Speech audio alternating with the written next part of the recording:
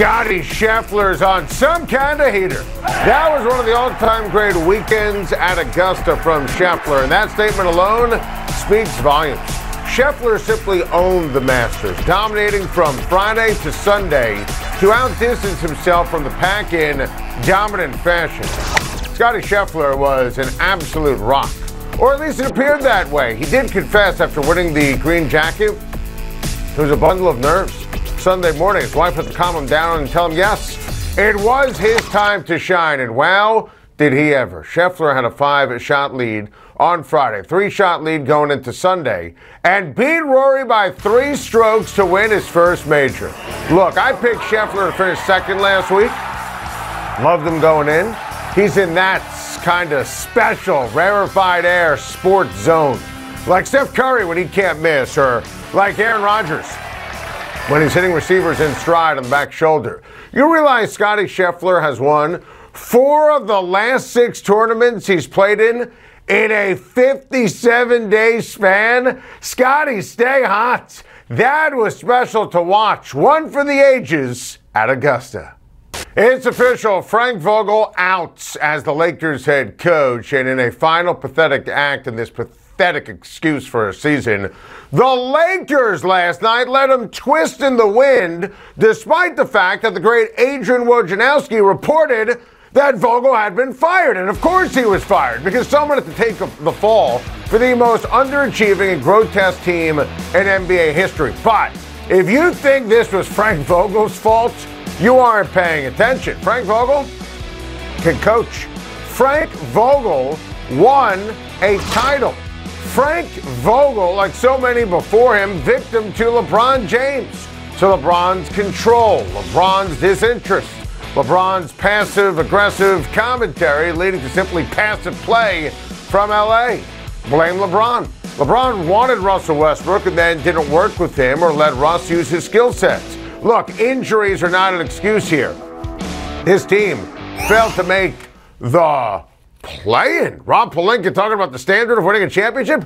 They didn't make the play-in. And honestly, you listen to Rob Pelinka, this is not even remotely an attractive job. I know it's the Lakers, it's Hollywood, it's Los Angeles, it's palm trees, it's sunshine, it's Lakers history and tradition. Come on, not this version. It's not an attractive job, especially with LeBron. You know, without LeBron, it would be different. You're coaching the Lakers. But we're talking about LeBron and the Lakers, and honestly, if I'm a coaching candidate, I would hang up on Pelinka if he called. Seriously, who the heck is going to walk into this mess with all the disaster all over the map?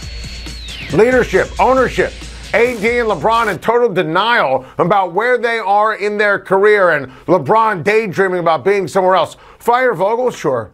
Whatever. He'll land somewhere else. He can coach. But blame Vogel? Not on my watch. The person you blame is LeBron James, who marred his legacy with this utter mess, missing the playoffs for the second time in 4 years in LA. Kevin Durant and Kyrie Irving finished hot, and as a result, the Nets finished with the 7th seed in the East. So that means they get a play-in home date tomorrow against Kyrie Irving's old squad, the Cleveland Cavaliers. And you know that Kyrie is real fired up about that. But frankly, it's not about the competition. Heck, it's not even about the play-in. The 2021-2022 Brooklyn Nets will solely and rightly be judged by making a championship run, a legit title run. That's it. Look, I expect them to beat the Cavs. They're going to beat the Cavs. Kevin Durant and Kyrie Irving are superstars, and they'll take care of business on Tuesday night despite all the issues and the lack of chemistry and the poor coaching. Look, they're going to be able to beat a plucky and talented Cleveland team. It shouldn't even be difficult, despite Cleveland's incredible young talent highlighted by studs Darius Garland and Evan Mobley. But it will be near impossible to bank on Ben Simmons. Forget about the video that emerged on the Nets social media of his jumpers or positive commentary from Steve Nash. Look, I'm not going to believe it until I see it, and I'm never going to see it. I said when the Nets made the trade, you wouldn't see Ben Simmons all year, and I was spot on in terms of the regular season. We nailed that. Does Simmons want to be out there in crunch time? History in Philly says no, and at this stage, with 0 games played with Durant and Kyrie, why would anyone think that Simmons would help them beat Cleveland or Boston or anybody else? I feel terrible for Kevin Durant. He has dealt with so much noise and so much nonsense. I just don't see how he could bank on Ben Simmons ever this year walking through that door. It was absolutely wonderful, simply phenomenal, watching Tiger Woods on the prowl, on his grounds at Augusta this weekend on CBS. It is fantastic just having Tiger back playing golf again. And look, maybe leading up to the Masters or after the first round, I, like many others, was guilty of being overzealous. Watching Tiger, it's Tiger Woods, you feel great. And look, you saw him hobbling, obviously, by his own admission, by the scoreboard, what he did numbers-wise, plus 13 at the Masters. You can make the case worst Masters performance he's ever had. I would make the case this was as inspiring as any trip to Augusta other than when he's won the green jacket. Tiger Woods was in a car accident in February of 2021, and no one knew if he was even going to make it. And the fact that he was able to survive, and the fact that he's playing golf with a rod in his tibia, and the fact that he's able to walk the course, and you could tell watching it on CBS, he was starting to limp on Saturday and Sunday. I mean, you heard what he said. I mean, it's one thing to play golf with his son. It's another thing to compete in a major. And he was honest and talking to the various outlets and CBS reporters and Amanda Renner over the weekend. I mean, honestly, it was really interesting listening to him and the human side of Tiger Woods. And it was so great having him out there. So great having him talk about the trials, the tribulations, the ups, the downs. He wants to participate in the Open. I think that's great. Look, this is not about where he finished. He made the cut. He was able to play golf, able to participate. We were able to watch Tiger Woods on CBS Sunday at the Masters. This was a major win, in my opinion, for Tiger Woods and for all of us who love sports. I got to get this off my chest. Congrats to Joel Embiid on winning the NBA scoring title. Just an amazing accomplishment. But Nikola Jokic is the MVP. Now, I don't want to minimize what Embiid did. Listen, it's been a long time since Shaquille O'Neal, since a big man, a true center, has won the scoring title.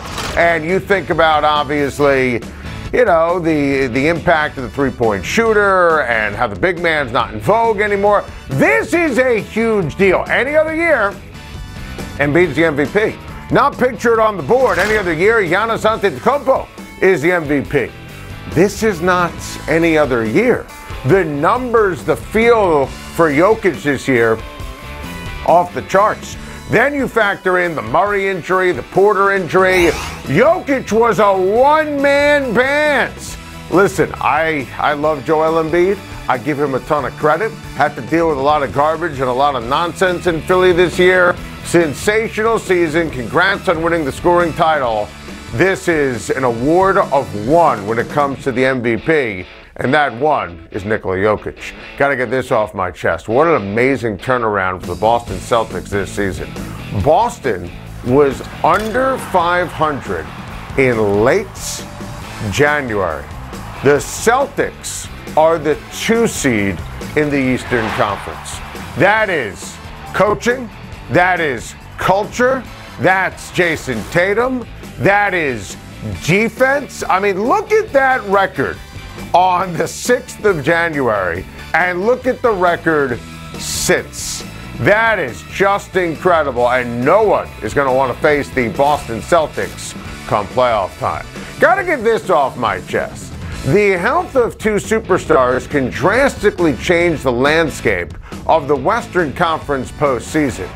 How about the strained left calf for Luka last night? Now, the early reports are it's not a big deal.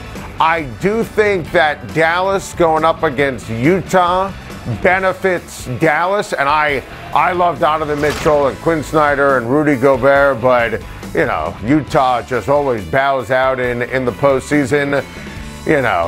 Steph Curry, listen, I'll tell you, listening to Steve Kerr made it sound like it's going to be a legit game time decision coming up this weekend.